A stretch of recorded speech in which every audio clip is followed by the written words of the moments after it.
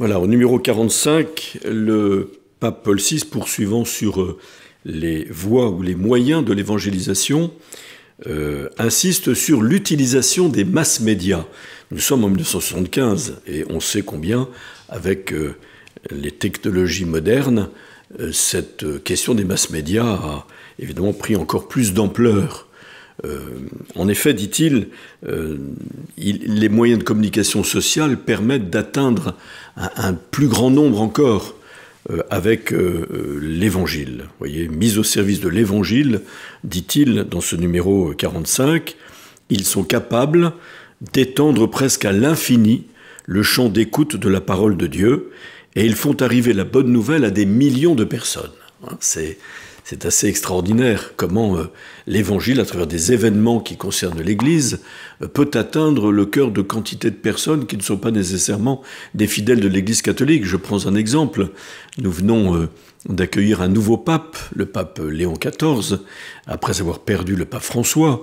Eh bien, il faut voir combien peut-être de milliards de personnes ont pu être connectées grâce aux masses médias, qui avaient tous les yeux fixés sur Rome, eh bien, avec ces grands événements de la vie de l'Église, et bien sûr que l'Évangile est annoncé à travers la célébration des funérailles du pape François, comme à travers la préparation du conclave, le conclave, et finalement l'avènement d'un nouveau pape, où on voit que le monde entier a les yeux fixés sur cet événement qui est en lui-même un témoignage rendu à l'Évangile, le pape qui est le successeur de Pierre et qui annonce la foi, tu es le Christ, le Fils du Dieu vivant, qui est la synthèse même de la foi chrétienne.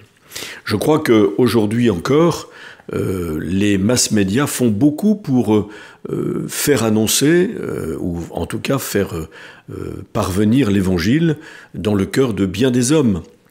Nous avons remarqué tous, le mercredi des Cendres, en particulier en France, d'une manière assez généralisée, l'afflux de personnes que l'on ne voyait jamais à la messe pour commencer le carême, et en particulier des jeunes. Et quand on interroge un peu tous ces nouveaux venus à ces célébrations tout à fait particulières de l'Église catholique, eh bien, il nous dit c'est grâce aux réseaux sociaux. Les réseaux sociaux, les influenceurs catholiques qui sont présents sur les réseaux sociaux, eh bien, travaillent les cœurs et finissent par encourager des conversions, des démarches personnelles et communautaires vers le Seigneur.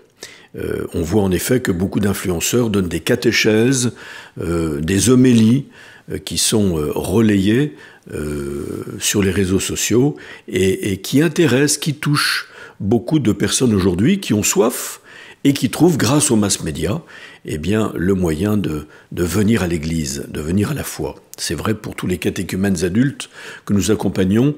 Rares sont les catéchumènes adultes qui n'ont pas été encouragés et aidés dans leur démarche de demande du baptême, de la confirmation, de la première communion, par précisément ces réseaux sociaux. Je termine le numéro 45 qui dit à la fois l'importance des moyens de communication sociale, les masses médias, comme nous disons, mais peut-être aussi les limites. Comme le dit le pape Paul VI, je cite, « Cependant, l'usage des moyens de communication sociale pour l'évangélisation présente un défi. C'est que le message évangélique devrait, à travers eux, arriver à des foules d'hommes, mais avec la capacité de percer la conscience de chacun, de se déposer dans le cœur de chacun comme s'il était unique, avec tout ce qu'il y a de plus singulier et personnel, et de recueillir en sa faveur une adhésion, un engagement tout à fait personnel.